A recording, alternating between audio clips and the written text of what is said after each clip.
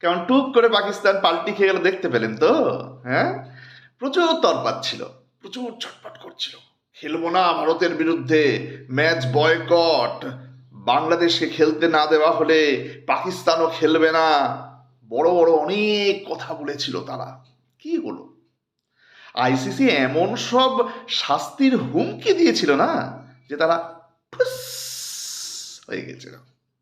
এবার কি করা যাবে? তাদেরকে তো বাঁচতে হতো। সব থেকে বড় ব্যাপার সেটা হলো যে যে বিশাল অঙ্কের টাকা তাদেরকে দিতে হতো আইসিসিকে, এবং তার সঙ্গে বহু বছরের জন্য আইসিসি টুর্নামেন্ট থেকে তারা বাদ পড়ে যেত, এই সমস্ত আশঙ্কাগুলো যেমন তাদের কাছে ছিল।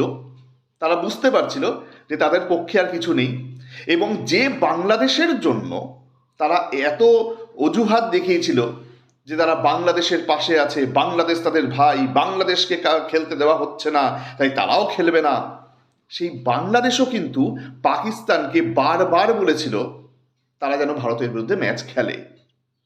সুতরাং এই সব কিছু শেষে অবশেষে সে দেশের বোর্ড প্রধান নাকভি তিনি জানিয়ে দিয়েছেন যে ভারতের বিরুদ্ধে তারা ম্যাচ খেলবে, অর্থাৎ সঠিক দিনেই সঠিক সময়ে সেই ম্যাচ খেলা হবে, এবং সেই ম্যাচ নিয়ে টান টান উত্তেজনা থাকবে সমস্ত ক্রিকেট প্রেমীদের মধ্যে, এটা নিয়ে কোনো সন্দেহ নেই।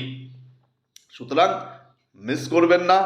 এবার ভারত পাক ম্যাচ নিয়ে খেলা না হওয়া হবে হবে না এরকম বিষয়টা নিয়ে যাদের যাদের মানে হার্ট ব্রেক হয়ে গেছিল তাদেরকে বলবো অবশ্যই রবিবার দিন অর্থাৎ 15ই ফেব্রুয়ারি টিভির সামনে থাকুন, খেলা দেখুন, এনজয় করুন, এবং হ্যাঁ, সবাই মিলে পাকিস্তানকে হারানোর সংকল্প নিন।